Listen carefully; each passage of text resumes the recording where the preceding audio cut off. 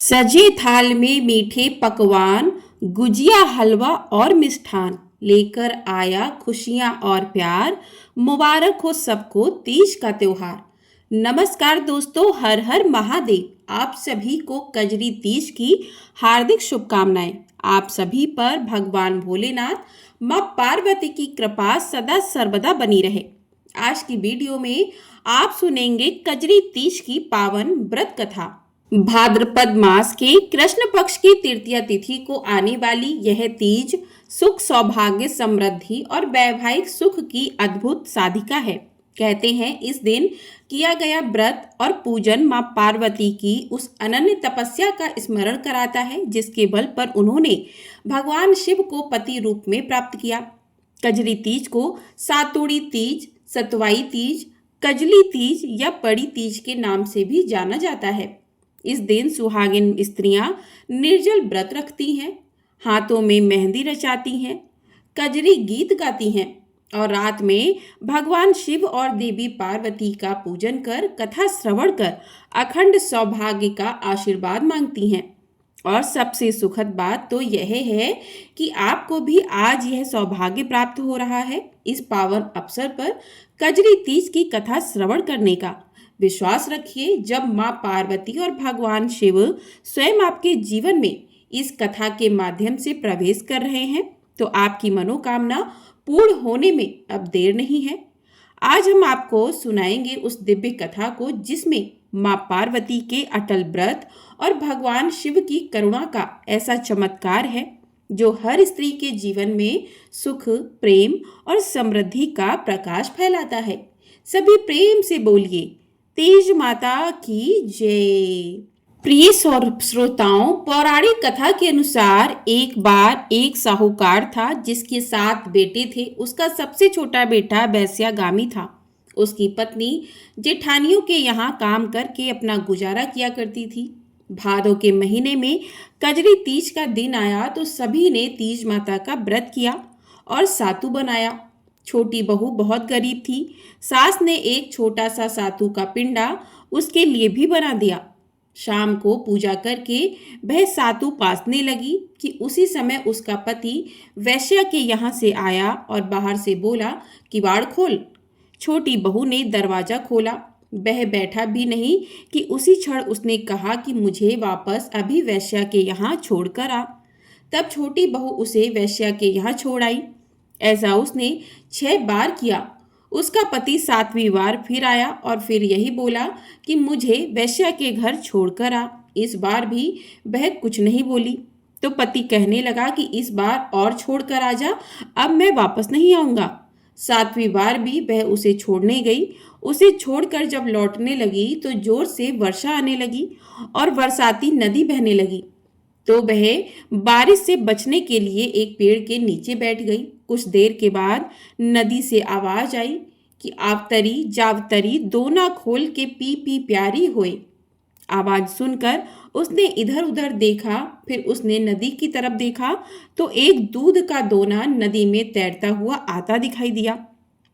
उसने दोना उठाया और 7 बार उसे पी के दोने के 4 टुकड़े किए और चारों दिशाओं में फेंक दिए। उधर तीज माता की कृपा से उस वैश्या ने अपना सारा धन उसके पति को दे दिया और हमेशा के लिए वहां से चली गई। पति सारा धन लेकर घर आकर फिर से पत्नी को आवाज देने लगा कि दरवाजा खोल। तो उसकी पत्नी ने कहा कि अब मैं दरवाजा नहीं खोलूंगी। तब पति ने बाहर से कहा कि दरवाजा खोल, मैं अब वापस नहीं जाऊंगा, अपन दोनों मिलकर सातु पासेंगे। लेकिन उसकी पत्नी को बिल्कुल भी विश्वास नहीं हुआ। तो उसने कहा कि पहले मुझे वचन दो कि फिर वैश्या के पास नहीं जाओगे। तब पति ने दरवाजे के बाहर से ही अपनी पत्नी को वचन दिया। तब कहीं जाकर पत्नी ने दरवाजा खोला तो देखा कि उसका पति तो गहनों धन सहित चमचमा रहा है। उसने सारे गहने कपड़े आदि अपनी पत्नी को दे दिए और कहा कि यह सब तेरे लिए है। फिर दोनों ने बैठकर सातु पासा। अगली सुबह जब वह जेठानियों के यहाँ काम करने नहीं गई तो जेठानियों के बच्चे उसे बुलाने आए कि चलो काकी, घर का सारा काम पड़ा है। तब वह कहने लगी कि अब तो मुझ पर तीज माता की पूरी कृपा है। इसलिए अब मैं किसी के घर काम करने नहीं जाऊंगी।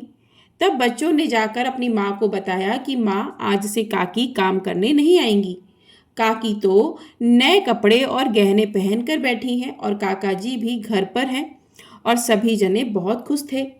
हे तीज माता, जैसे आप छोटी बहू पर प्रसन्न हुई वैसे ही सब पर प्रसन्न होना, सबके दुख दूर करना। सभी प्रेम से बोलिए तीज माता की जय। अब सुनिए नीमड़ी माता की कहानी। कजरी तीज के दिन नीमड़ी माता की कहानी भी अवश्य सुननी चाहिए। तो प्रेम से बोलिए नीमड़ी माता की जय। एक शहर में एक सेठ सेठानी रहा करते थे। वह बहुत धनवान थे, लेकिन उनका कोई भी पुत्र नहीं था। सेठानी ने भादुड़ी बड़ी तीज यानी कि सातुड़ी तीज का व्रत करके कहा कि हे नीमड़ी माता, मेरा बेटा हो जाएगा तो मैं आपको 1.25 मन का सातू चढ़ाऊंगी। माता की कृपा से सेठानी को 9वें महीने लड़का हो गया, लेकिन सेठानी ने सातू नहीं चढ़ाया। समय के साथ साथ सेठानी को 7 बेटे और हुए, लेकिन सेठानी सातू चढ़ाना भूल गई। पहले बेटे का विवाह हो गया। वह विवाह की रात सोया तो आधी रात को सांप ने आकर डस लिया और उसकी मृत्यु हो गई। इसी तरह उसके बाकी 6 बेटों की भी विवाह के ठीक अगले दिन ही मृत्यु हो गई। अब जब 7वें बेटे की सगाई आने लगी तो सेठ सेठानी मना करने लगे। तब गांव वालों के बहुत कहने और समझाने पर सेठ सेठानी बेटे के विवाह के लिए तैयार हो गए। तब सेठानी ने कहा कि गांव वाले नहीं मानते हैं तो इसकी सगाई दूर देश में करना। सेठ जी सगाई करने के लिए घर से चले और बहुत दूर एक गांव में गए। वहां 4 लड़कियां खेल रही थीं, जो मिट्टी का घर बनाकर तोड़ रही थीं। उनमें से एक लड़की थी जो कहने लगी कि मैं अपना घर नहीं तोड़ूंगी। सेठ जी को वही लड़की समझदार लगी। खेलकर जब वह लड़की अपने घर वापस जाने लगी तो सेठ जी भी पीछे पीछे उसके घर चले गए। सेठ जी ने लड़की के माता पिता से बात करके अपने लड़के की सगाई और विवाह की बात पक्की कर दी। घर आकर विवाह की तैयारी करके बेटे की बारात लेकर गया और बेटे का विवाह संपन्न करवा दिया। इस तरह 7वें बेटे का विवाह हो गया। बारात विदा हुई। सफर लंबा होने के कारण लड़की की माँ ने लड़की से कहा कि मैं यह सातू और सीख डाल रही हूँ। रास्ते में कहीं पर शाम को नीमड़ी माता की पूजा कर लेना, नीमड़ी माता की कहानी सुनना, सातों पास लेना और कल्पना निकाल कर सासू जी को दे देना। अब बारात धूमधाम से निकली। रास्ते में बड़ी तीज का दिन पड़ा। ससुर जी ने बहू को भोजन के लिए कहा तो बहू बोली कि पिताजी, आज तो मेरे तीज का उपवास है। शाम को नीमड़ी माता का पूजन करके नीमड़ी माता की कहानी सुनकर ही भोजन करूंगी। फिर एक कुएं के पास नीमड़ी नजर आई तो सेठ जी ने गाड़ी रोक दी। बहू नीमड़ी माता की पूजा करने लगी तो नीमड़ी माता पीछे हट गई। बहू ने पूछा कि हे माता, आप पीछे क्यों हट रही हो? इस पर माता ने कहा कि तेरी सास ने कहा था पहला पुत्र होने पर सातू चढ़ाऊंगी और 7 बेटे होने के बाद उनका विवाह हो जाने के बाद भी तुम्हारी सास ने अभी तक सातू नहीं चढ़ाया। वो भूल चुकी है। तब बहू बोली कि हमारे परिवार की भूल को क्षमा कीजिए। हे नीमड़ी माता, 7 तो मैं चढ़ाऊंगी। कृपया मेरे सारे जेठ को वापस कर दो और मुझे पूजन करने दो। नीमड़ी माता नववधू की भक्ति और श्रद्धा देखकर प्रसन्न हो गई। बहू ने नीमड़ी माता का पूजन किया और चंद्रमा को अर्घ दिया, सातु पास लिया और कल्पना निकालकर ससुर जी को दे दिया। प्रातः होने पर बारात अपने नगर वापस लौट आई। जैसे ही बहू ने ससुराल में प्रवेश किया तो उसके 6 जेठ प्रकट हो गए। सभी बड़े खुश हुए और उन सभी को गाजे बाजे से घर में ले लिया गया। सासू बहू के पैर पकड़कर धन्यवाद करने लगी तो बहू बोली कि सासू माँ, यह आप क्या करती हो? आपने जो कुछ बोला है उसे याद कीजिए। सासू बोली, मुझे तो याद नहीं है, तू ही बता दे। तब बहू कहने लगी कि माँ जी, आपने नीमड़ी माता के सातू चढ़ाने का बोला था, सो पूरा नहीं किया। तब सासू को याद आई। 12 महीनों बाद जब अगली बार कजरी तीज आई तब सभी ने मिलकर 7.25 मन का सातू तीज माता को चढ़ाया। श्रद्धा और भक्ति भाव से गाजे बाजे के साथ नीमड़ी माता की पूजा की, बोलवा पूरी करी। हे भगवान, उनके जैसा आनंद हुआ वैसा सबके हुए। खोटे की खरी, अधूरी की पूरी, सभी बोलो नीमड़ी माता की जय। तो प्रिय श्रोताओं, सातुड़ी तीज की एक और कथा के अनुसार एक बार एक गांव में ब्राह्मण रहा करता था जो कि बहुत निर्धन था। उसके साथ उसकी पत्नी ब्राह्मणी भी रहती थी। इस दौरान भाद्रपद महीने की कजली तीज आई। ब्राह्मणी ने तीज माता का व्रत किया और उसने अपने पति से कहा कि उसने तीज माता का व्रत रखा है, उसे चने का सत्तू चाहिए, कहीं से ले आओ। ब्राह्मण ने ब्राह्मणी से कहा कि वह सातू कहाँ से लाएगा। इस पर ब्राह्मणी ने कहा उसे सातू चाहिए, फिर चाहे वह चोरी करे या डाका डाले, लेकिन उसके लिए कहीं से भी सत्तू लेकर आए। रात का समय था। ब्राह्मण घर से निकलकर साहूकार की दुकान में घुस गया। उसने साहूकार की दुकान से चने की दाल, घी और शक्कर लिया और 1.25 किलो तोड़ लिया। फिर इन सब से सत्तू बना लिया। जैसे ही वह जाने लगा वैसे ही आवाज सुनकर दुकान के सभी नौकर जाग गए और सभी जोर जोर से चिल्लाने लगे। इतने में ही साहूकार आ गया और ब्राह्मण को पकड़ लिया। तब ब्राह्मण ने कहा कि वह चोर नहीं है, वह तो एक निर्धन ब्राह्मण है। उसकी पत्नी ने आज तीज माता का व्रत किया है, इसलिए वह सिर्फ यह 1.25 किलो का सत्तू बनाकर ले जाने आया है। जब साहूकार ने ब्राह्मण की तलाशी ली तो उसके पास से सत्तू के अलावा और कुछ नहीं मिला। उधर चंद्रमा निकल गया था और ब्राह्मणी सत्तू का इंतजार कर रही थी। साहूकार ने ब्राह्मण से कहा कि आज से वह उसकी पत्नी को अपनी धर्म बहन मानेगा। तब उसने ब्राह्मण को सत्तू, गहने, रुपए, मेहंदी, लच्छा और बहुत सारा धन देकर दुकान से विदा कर दिया। फिर सबने मिलकर खुशी खुशी कजली माता की पूजा की। जिस तरह से ब्राह्मण देवता के दिन सुखमय हो गए, ठीक वैसे ही हे कजली माता, आपकी कृपा सब पर बनी रहे। सभी प्रेम से बोलिए तीज माता की जय।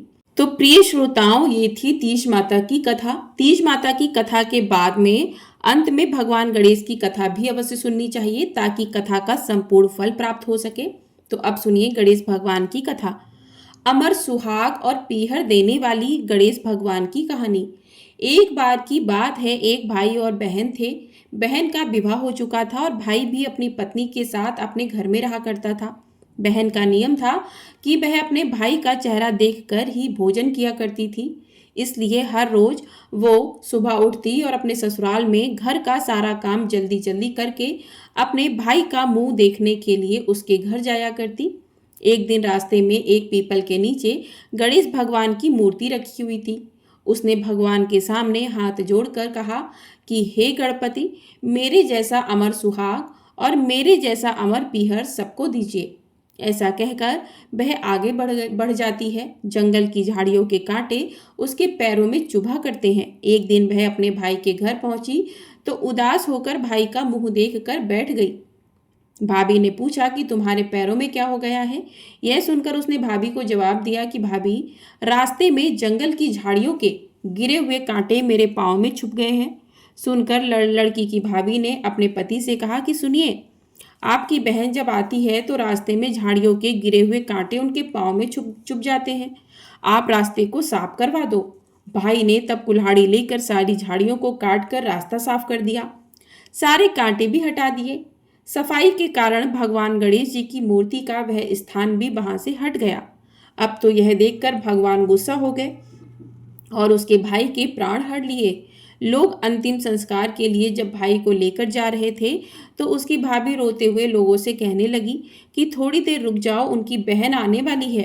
वह अपने भाई का मुंह देखे बिना नहीं रह सकती, उसका यह रोज का नियम है। तब लोग कहने लगे कि आज तो देख लेगी पर कल कैसे देखेगी। अब उधर रोज की तरह बहन अपने भाई का मुंह देखने के लिए जंगल में निकली। आज उसने देखा कि जंगल में तो सारा रास्ता साफ किया हुआ था। जब वह थोड़ा और आगे बढ़ी तो उसने देखा कि सिद्धि विनायक को भी वहां से हटा दिया गया है। तब उसने भाई के घर जाने से पहले गणेश जी को एक अच्छे स्थान पर रख दिया और हाथ जोड़कर बोली कि हे भगवान, मेरे जैसा अमर सुहाग और मेरे जैसा अमर पीहर सबको देना। ऐसा बोलकर वह हर दिन की तरह आगे निकल गई। भगवान तब सोचने लगे कि अगर इसकी नहीं सुनी तो फिर हमें कौन मानेगा, हमें कौन पूजेगा।